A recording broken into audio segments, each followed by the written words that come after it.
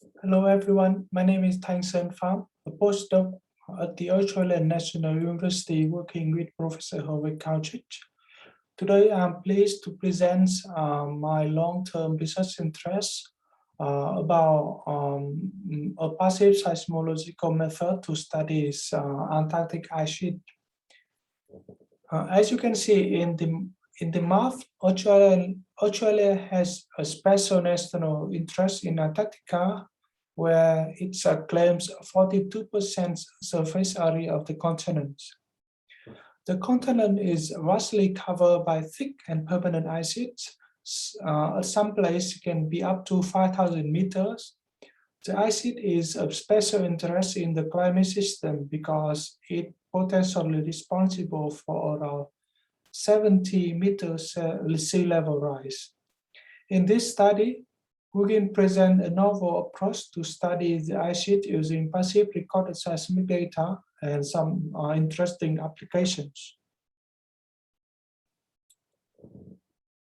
Because of the importance of the ice sheet, it has been heavily monitored from above using airplanes or using a satellites.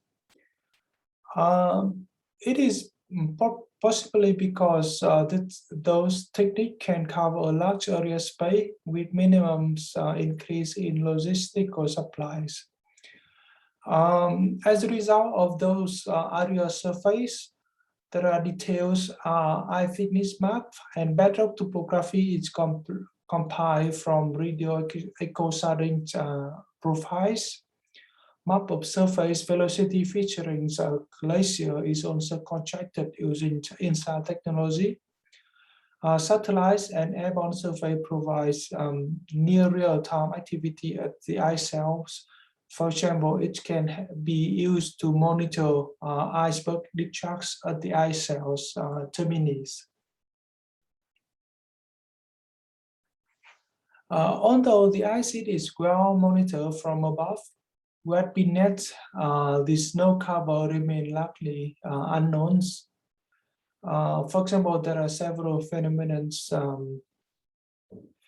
There is hypothesis about the existence of internal layering in bunk of the ice shell due to variation of anisotropic property with depth.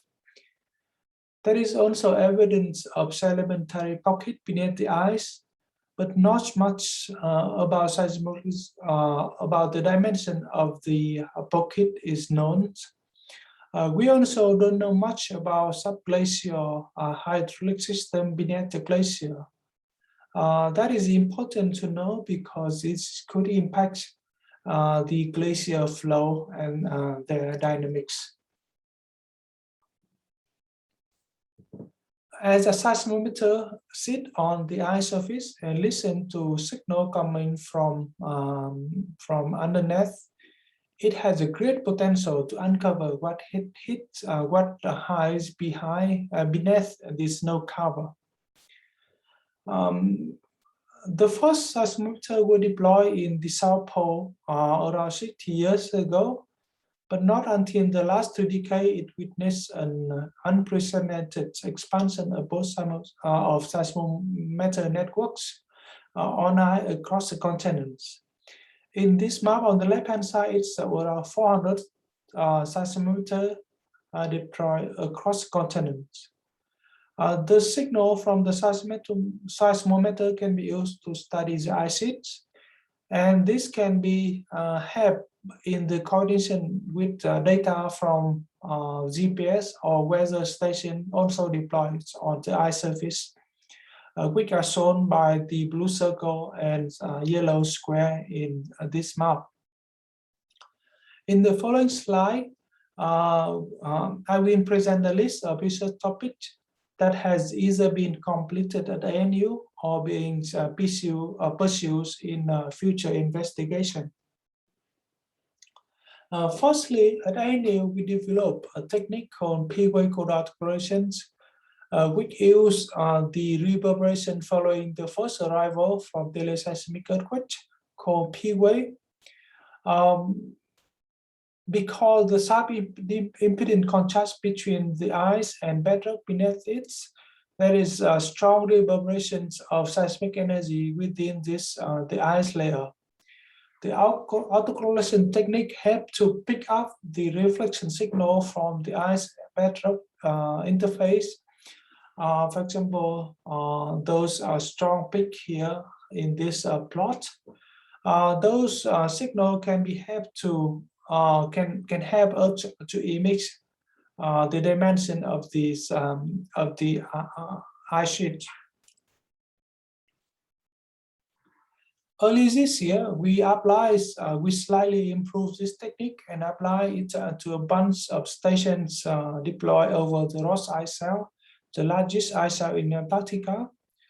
One of the most appealing aspects of this method is it has a potential to put very well constraint on the water beneath the floating ice cell. It is well noted that the thickness of this water layer is currently not well contained because the ocean bathymetry is also is not well known by current technology. So, we think that this development could be a tool, could be an important tool in future space mission to explore icy planets in the search for liquid water, which is an element is a fundamental element for life.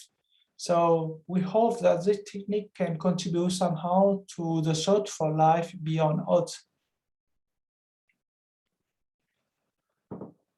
In this slide, we saw that we think that the P-way codal autocorrelation technique could also be used to constrain the eye anisotropy.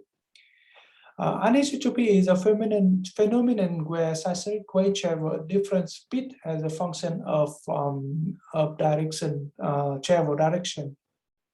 In each eye crystal is anisotropic, and the difference in crystal alignment result in difference in velocity in each layer.